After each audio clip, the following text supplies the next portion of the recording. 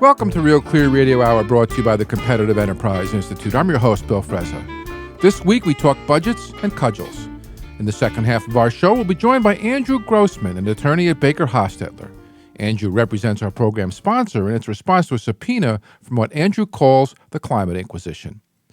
Up first, we're pleased to welcome John Nixon, currently Chief Business Officer at the University of Utah, who was the Budget Director for the state of Michigan from 2011 to 2014. John, welcome to the show. Hey, Bill, it's great to be on. John, I asked you on the show not to discuss your current role at the University of Utah, but to look back at the lessons learned when you joined the effort to dig Michigan out of the hole it was in back in 2011. You earned accolades as one of the public officials of the year as a result of that work, and later moved back to Utah when your mission was accomplished. Take us back. Take us back to the 2010 election and your decision to join Governor Rick Snyder's inner circle. What kind of shape was Michigan in then? You know, Bill, Michigan was in some dire straits. Governor Snyder ran as the self-proclaimed nerd to fix Michigan, right? I mean, the only governor in the country right now that's a certified public accountant. Only one, I think, of three in the history of the United States. Huh. And he was a businessman. He felt like he could fix Michigan, and that was the premise that he ran on. So taking back to 2010, the election of 2010, our Governor Huntsman, I was his budget director in the state of Utah. Mm-hmm. Right as he won his second election, President Obama asked him to go be the ambassador to China. Right. And so it kicked us into a mid-cycle election. And my governor, Governor Herbert, won the election in November. And so I was just settling down to, great, we've got a new boss, we're moving forward. And one night, late one Saturday night, I get this email from some guy's Hotmail account. Hotmail? And I almost deleted it. I almost deleted it. And he said, hey, I'm helping Governor-elect Rick Snyder put together his senior team. And I've received your name from a couple of different places, and we want to talk to you about this position. Well, I didn't think much of it, Bill, because at the time I was serving as the president of the National Association of State Budget Officers. And I thought, well, they're just calling to get my thoughts on, hiring a budget director. Mm-hmm. So I replied to him and said, hey, I'll talk to you on Monday, and, I'll be happy to talk to you about the position and kind of what you're looking for. Mm-hmm. So we set up the call. I think we even talked on Sunday. And he basically, about 2 minutes into the conversation, he stopped me and said, no, you don't get it. We want to talk to you about taking this position. And I said, are you crazy? Right. He said, why would I want to take the budget director position for Michigan? I said, I've got, I work in the best managed state, the state of Utah. Sure. We run the budget good. I just bought the house of my dreams. I've got 6 beautiful kids and a wonderful wife.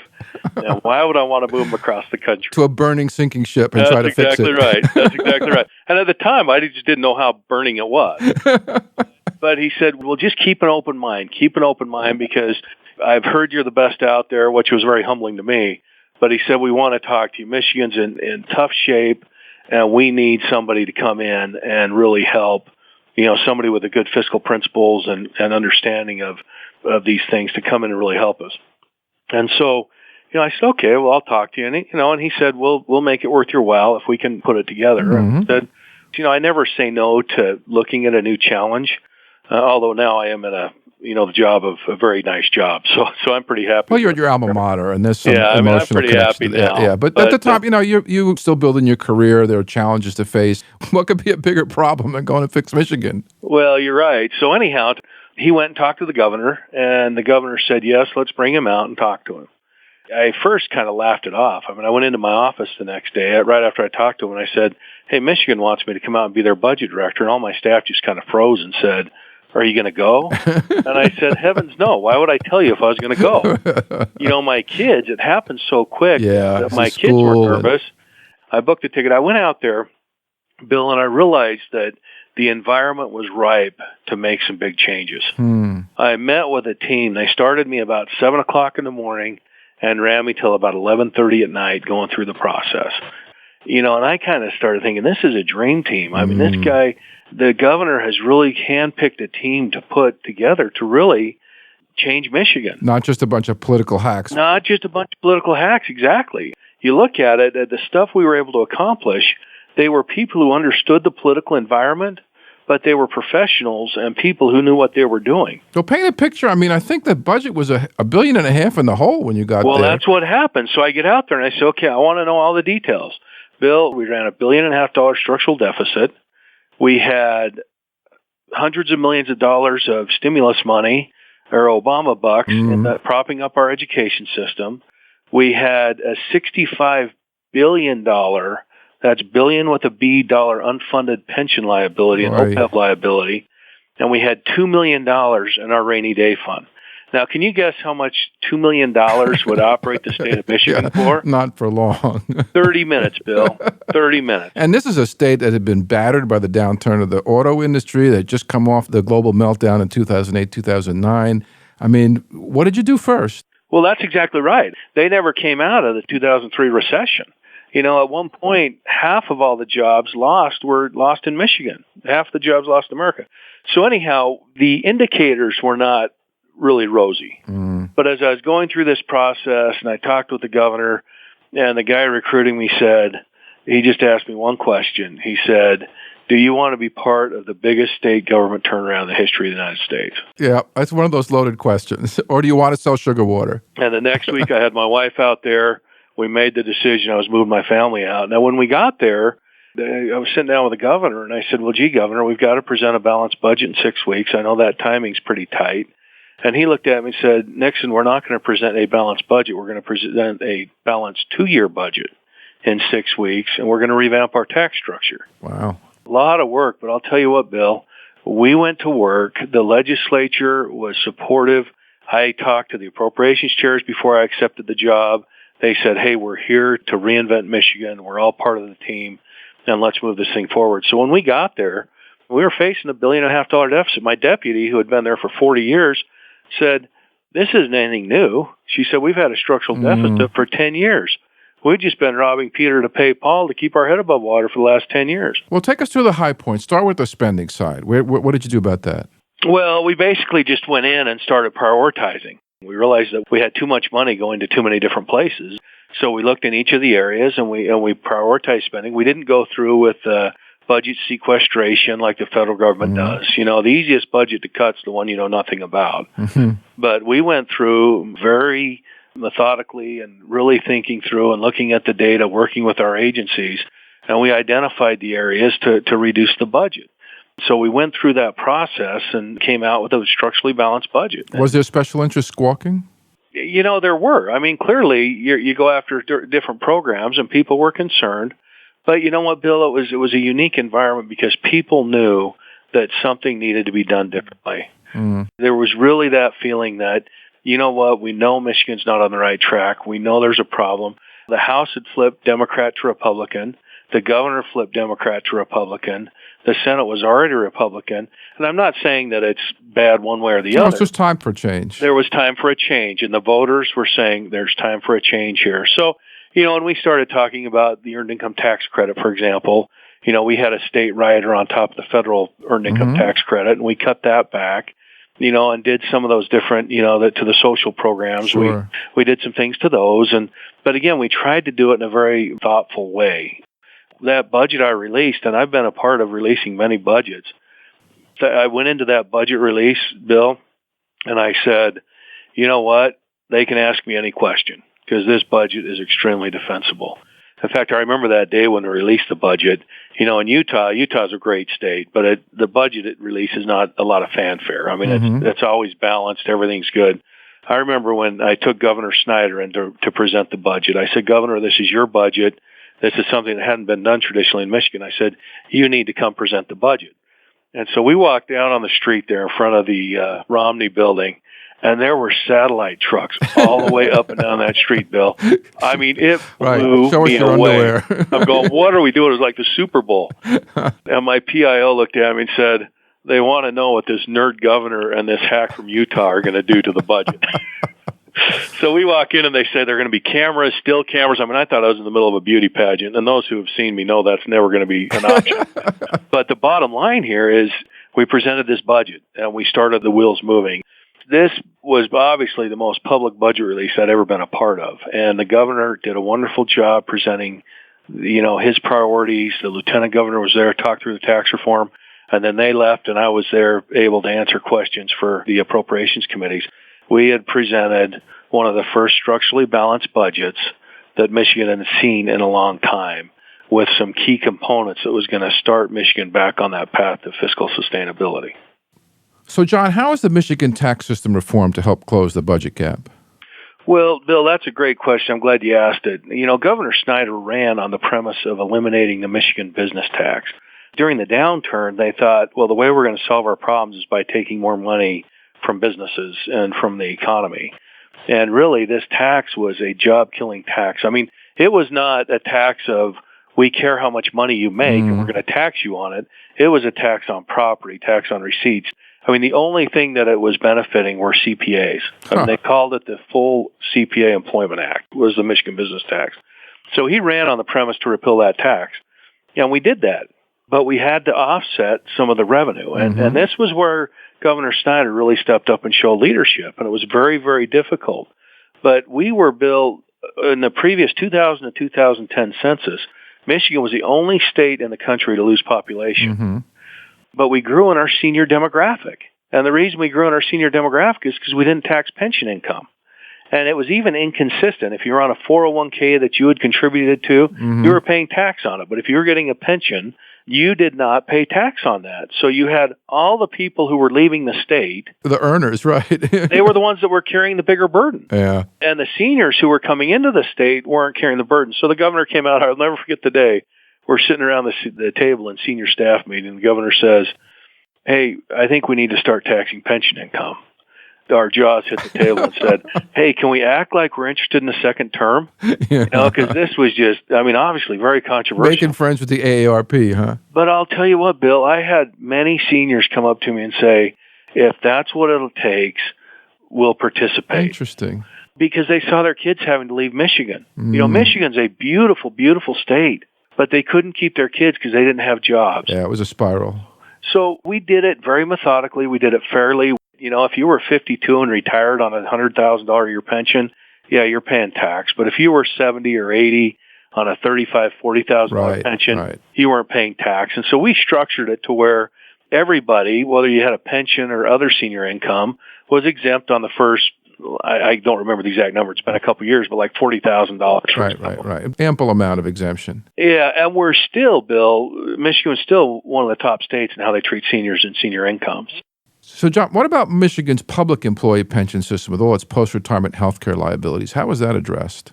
Well, that's a great question. When I got there, we had a $65 billion unfunded pension liability, and that was for state employees and school employees.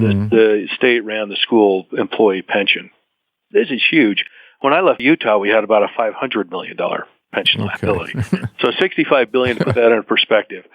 Once we got the budget balanced and presented the tax reform and got that done, the governor and I sat down and we said, okay, now we're going to turn to the balance sheet.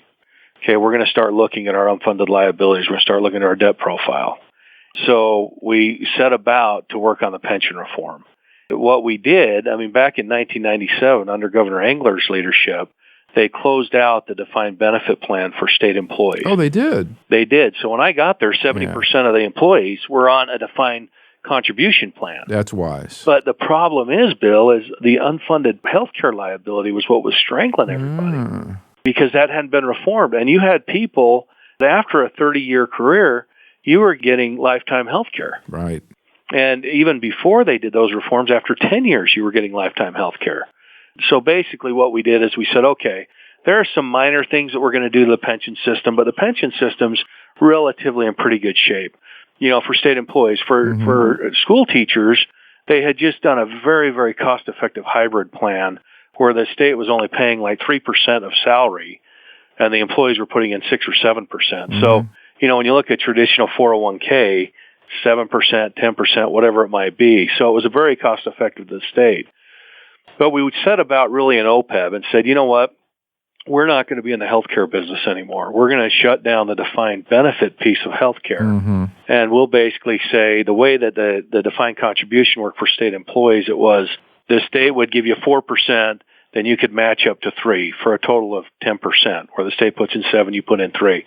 We basically said, we'll add 2% more to that if you put in 2% more, and that's your health care benefit, that's all loaded, you're done.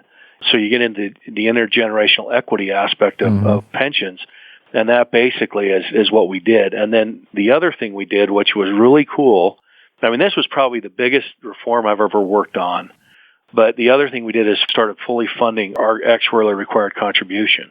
See, before, Michigan wasn't doing that. They was just funding the current year's liability of the current workers. I mean, Bill, we had 56,000 retirees we're providing health care for on a base employment of about 47,000 workers. So we had a bigger retired workforce than an active workforce. By the time I left, we were putting another $1 billion into funding the actuarially required contribution or the current workforce's retirement. I remember testifying to a subcommittee, and somebody was challenging me on it, say, how can you attack these teachers? How can you go after them once again? And I just said, look, what we've got here is a house of cards. This is going to implode at some point. And I can now, with these reforms, look the teacher in the eye and say, your retirement's going to be there when you retire. We're filling the house of cards with cement. Bill, there's not a bigger problem facing state and local governments than unfunded pensions and unfunded OPEB liabilities. Well, let's talk about the municipalities. Detroit filed for Chapter 9 bankruptcy during your tenure in Michigan. It was the largest municipal bankruptcy in U.S. history. What did that look like from where you sat? Detroit, the vast majority of their liabilities were unfunded pension and unfunded health care. Yeah. And that was strangling them. I mean, they had a budget of like $1 billion, and their liabilities were approaching $20 billion. There was no way on that operating budget they were going to ever come out of that. I mean, you look at Detroit, one of the most dangerous cities in America. Yep. Back in the 60s, 70s, it had over 2 million people in there. When I was there, it had just over 700,000.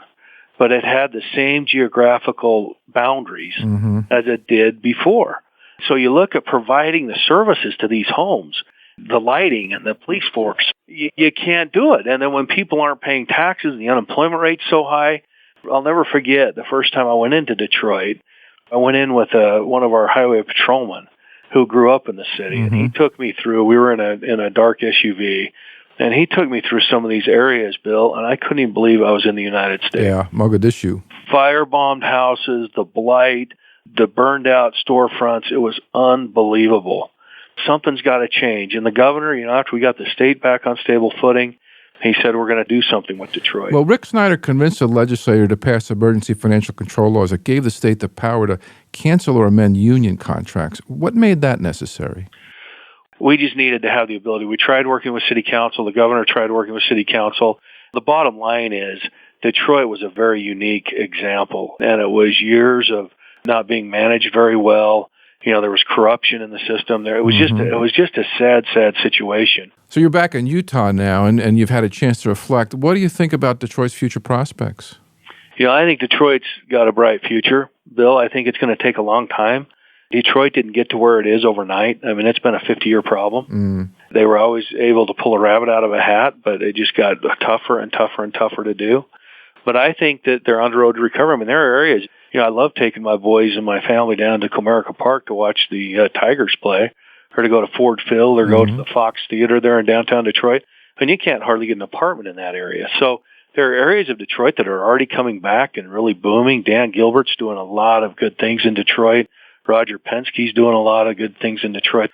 After I got back, they had a Detroit homecoming where they brought all the expats from Detroit back to Detroit. And Warren Buffett spoke, and I happened to be out there, so I went to that Detroit homecoming. There was just a lot of energy, and so I think Detroit's on the right path going forward again. This was something that needed to happen. I'm not a big fan of bankruptcy, but this was just a very, very unique situation. Well, the balance of power is changing as well. Michigan became a right-to-work state on your watch. Was that an ugly fight? It was difficult. It was very difficult. The governor didn't have it on top of his agenda. There was actually very few, a small percentage of Michigan that was actually unionized, that actually worked for the unions. But, the unions tried to solidify some things in the law. Those didn't pass, and so the legislature came back and said, we're going to go right to work. The governor went along with them and said, okay, we will take the state right to work. There were a lot of demonstrations, if you remember, at the time when the same stuff was going on in Wisconsin, right, where Governor Walker was going through that. That was a bloody battle. We moved the needle in Michigan we had a lot of protests and stuff, but it wasn't out of control because of the way we went about it. I mean, the governor had surrounded himself with a lot of people that knew the inner workings of governments and how to get things done. But yeah, that day that they took the vote, I mean, they barricaded us into the Romney building, and it wasn't a pretty thing by any stretch of the imagination. But, those who are still want to be unionized, they can be unionized. Sure. But clearly, that was a step in Michigan. The problem that we had, that we were looking from an economic development standpoint, is we were losing a lot of auto factories, a lot of different manufacturing companies, because they didn't have the unionized states even on their list. Yeah, why have a conversation? Yeah, they wouldn't even give us the chance to have the conversation with them. And so going right to work obviously helped just put that back and say, okay, these are all the great things we can offer you in the wonderful state of Michigan. So that was a difficult time, but clearly I think that Michigan will emerge as a much stronger state as a result with jobs. I mean, it's all about jobs. It's all about keeping people there and adding jobs, which is what they're doing. In the time we have left, John, what's the common denominator in municipal fiscal mismanagement? There's a lack of long-term thinking. As a result, you've got a lot of liabilities that have built up. I mean, again, when you look at government funding bill, everybody looks at the current year and the next year. Okay, we need to stay open for one more year. And you don't make the best decisions when you look at a narrow perspective like that. And you're putting off liabilities, you're not funding liabilities, you're not making the best decisions for the long-term benefit of the local government. You've got a situation where these cities, especially in Michigan and other states, Illinois, I mean, we can talk about Illinois, but they've built up such huge liabilities that these states are going to have a hard time funding. I mean, the education system in Michigan isn't only supporting the students and the workforce for today, but it's supporting all the legacy debt from behind. A lot of sins of the past. And that's the same thing with local governments. So it's very, very, very difficult.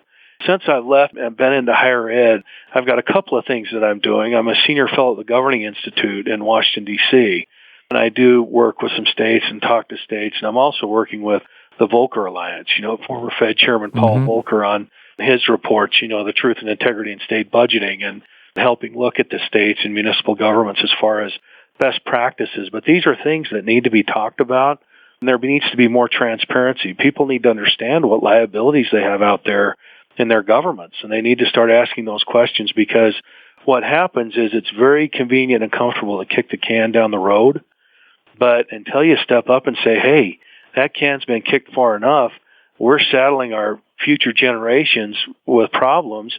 We've got an unstable environment. Companies don't want to come into an unstable environment, so it perpetuates the problems. There's lack of jobs and everything else. It's all really a circle that goes around and around and around. And until you have enough will to change that, like we had it for the state of Michigan, it's a very, very difficult situation. Well, John, thanks for joining us. Enjoy your stay at the University of Utah until another bankrupt state comes calling for a bailout. That's great, Bill. I think I'm out of that world now, and I'm very happily here at the university. That was John Nixon, Chief Business Officer at the University of Utah, who was the Budget Director for the state of Michigan from 2011 to 2014, here on Real Clear Radio Hour, brought to you by the Competitive Enterprise Institute. I'm your host, Bill Frezza. You can check out Real Clear Radio Hour on Facebook or follow us on Twitter at Real Clear Frezza. And while you're at it, take a look at RealClearMarkets.com, my go-to place for diverse views on political economics. We'd like to thank our long-term sponsor, Old Boston Restorations, for their support. Old Boston is a boutique property management company in Boston's South End. Ahead, we'll speak with Andrew Grossman, an attorney at Baker Hostetler. Andrew represents the Competitive Enterprise Institute in its battle with the Coalition of State Attorneys General, campaigning against critics of global warming alarmism. Stay tuned.